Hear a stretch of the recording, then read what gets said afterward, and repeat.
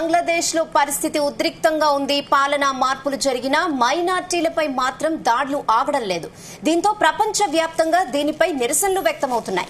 మైనార్టీలపై జరుగుతున్న దాడుల్ని నిలిపివేయాలంటూ కొత్త ప్రభుత్వంపై ఒత్తిళ్లు పెరిగాయి. ఈ నేపథ్యంలో కొత్తగా బాధ్యతలు చేపట్టిన మహమ్మద్ యూనస్ ఈ దిశగా చర్యలు చేపట్టారు. మైనార్టీ హిందూ సంఘాలతో చర్చలు జరపనున్నారు.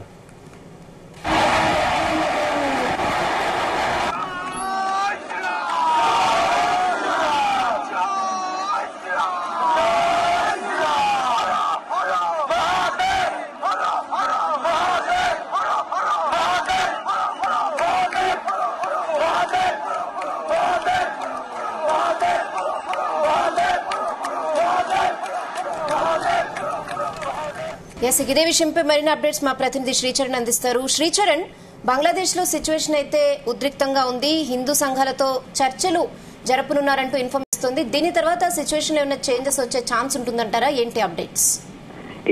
రెహానా, మనం చూస్తున్నాము అంతర్జాతీయ మీడియా వేదికగా కూడా అన్ని ఛానళ్లలో కూడా మనం చూస్తున్నాము. నిన్న కూడా చిట్టగాంగ్లతో పాటు ఢాకాలో కూడా హిందువులంతా కూడా ఏకమై కూడా ప్రొటెస్ట్ చేశారు. తమ పైన దాడులు ఆపాలని కూడా ప్రస్తుతం బంగ్లాదేశ్ లో రాజకీయ మార్పులు వచ్చినా కూడా తమపై దాడులు ఆగట్లేదంటూ కూడా వాళ్ళు రోడ్లపైకి వచ్చి కూడా ప్రొటెస్ట్ చేసిన విషయం తెలిసిందే. షేక్ హసీనా ప్రభుత్వం పడిపోయిన తర్వాత కూడా నోబెల్ గ్రహీత ఆర్థికవేత్త మహమ్మద్ యూనస్ అధ్యక్షతన కూడా తాత్కాలిక ప్రభుత్వం ఏర్పడిన విషయం తెలిసిందే. అయితే ఈ ప్రభుత్వంలో కూడా హిందువుల పైన ఇతర మైనారిటీల పైన జరుగుతున్న దాడి హింసపై కూడా ఐక్యరాజ్య సమితి ఆందోళన వ్యక్తం చేసింది, కన్సర్న్ కూడా వ్యక్తం చేసింది. ఎందుకంటే ఇమ్మీడియట్ గా కూడా ఈ దాడులు ఆపాలని కూడా ఒక అధికారికంగా ప్రకటన కూడా చేసింది. అయితే ఈ రోజు ఆసక్తికరంగా కూడా మహమ్మద్ యూనస్ ప్రభుత్వ నేతృత్వంలోని హిందువులతో ఈ రోజు సమావేశం కూడా నిర్వహించనున్నారు.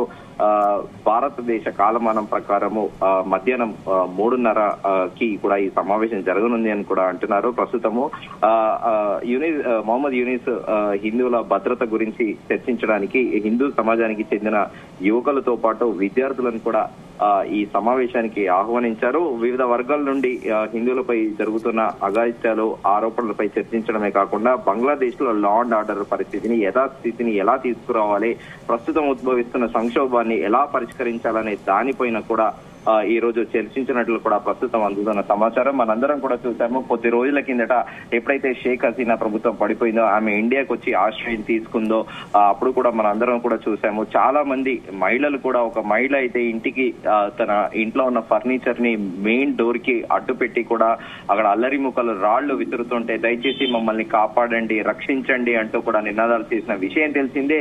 తర్వాత కూడా ఇంకో మహిళ కూడా దయచేసి మమ్మల్ని ఇక్కడ నుండి కాపాడండి, మమ్మల్ని రక్షించండి అంటూ కూడా మరొక యువత కూడా నెట్టింట కూడా తన ఆవేదనను కూడా వ్యక్తం చేసిన విషయం తెలిసిందే. అయితే అటు హిందూ దేవాలయాల పైన దాడులు, హిందూ దేవుళ్ల విగ్రహాలు విధ్వంసము, అలాగే ఇస్కాన్ కి చెందిన హరే రామ హరే కృష్ణ దేవాలయాన్ని కూడా అల్లరి ముక్కలు విధ్వంసం చేయడము, పగలగొట్టడాలు విగ్రహాల్ని, అదంతా కూడా మనం చూసాము. ప్రస్తుతము ఉన్న ఒక లా అండ్ ఆర్డర్ ఇష్యూ అనిశ్చితి అనేది ప్రస్తుతము మహమ్మద్ యూనస్ ప్రభుత్వం ఏర్పడ్డాక కూడా ఒక దారిన వచ్చే అవకాశం ఉందని కూడా ప్రస్తుతం అంతర్జాతీయ విశ్లేషకులు అంటున్నారు.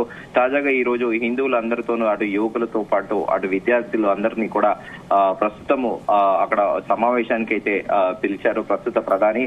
దాంతో పాటు గార్మెంట్ ఇండస్ట్రీ కూడా మొత్తం ఏషియాలోనే, ఈస్ట్ ఏషియాలోనే అతిపెద్ద గార్మెంట్ ఇండస్ట్రీ కూడా బంగ్లాదేశ్ లోనే ఉంది. అక్కడ కార్మికులు కూడా వెళ్లి తమ పనులు చేసుకోవాలంటే ఒక భయమైన వాతావరణం అయితే అక్కడ నెలకొని ఉంది. దానికి కారణం ఇక్కడి నుంచి కూడా వలస వెళ్లి, మన తెలంగాణ నుంచి, ఉత్తర తెలంగాణ నుంచి కూడా చాలా మంది వలసలు వెళ్లి అక్కడ ఆ గార్మెంట్ ఇండస్ట్రీలో కూడా వర్క్ చేస్తున్నారు. పేరు మోసిన పెద్ద పెద్ద బ్రాండ్ల జీన్స్లు కానీ, టీ షర్ట్లు కానీ, అవన్నీ కూడా బంగ్లాదేశ్ లో కొద్ది ఏళ్లుగా కూడా ఆ గార్మెంట్ ఇండస్ట్రీ బిజినెస్ అనేది నడుస్తూ ఉంది. ఎందుకంటే బంగ్లాదేశ్ ని ఆ సదరు బ్రాండెడ్ కంపెనీలు ఎందుకు ఎంచుకున్నాయంటే అక్కడ మ్యాన్ పవర్ తో పాటు అలాగే గవర్నమెంట్ కి సంబంధించిన టాక్సెస్ కానీ అవన్నీ చీప్ గా ఉండడంతో కూడా మ్యానుఫ్యాక్చరింగ్ యూనిట్ అక్కడ నెలకొల్పాయి. ఇటు బంగ్లాదేశ్ తో పాటు ఇటు India, Sri Lanka, Myanmar, Bhutan, Burma, Thailand, Philippines కూడా ఇక్కడి నుంచే సరఫరా అవుతా ఉంటాయి ఆ దుస్తులన్నిటివి కూడా ఇటు ఏషియన్ కాంటినెంట్ లో.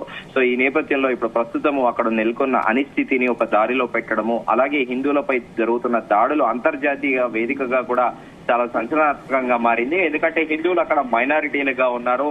సో వాళ్ళు కూడా ధైర్యం చేసి కూడా సాహసం చేసి రోడ్లపైకి వచ్చి కూడా తమ నిరసనలు వ్యక్తం చేస్తున్నారు. సో ఈ రోజు సమావేశంలో మహమ్మద్ యూనిస్ హిందువులతో కూడా సమావేశం కానున్నారు. ఆ తదుపరి సమావేశం అనంతరం కూడా ఎలాంటి యాక్షన్ తీసుకోబోతున్నారు, అక్కడ ఉన్న మైనారిటీలకి ఎలాంటి భద్రత కల్పించబోతున్నారు అనేది కూడా ఆసక్తికరంగా మారింది.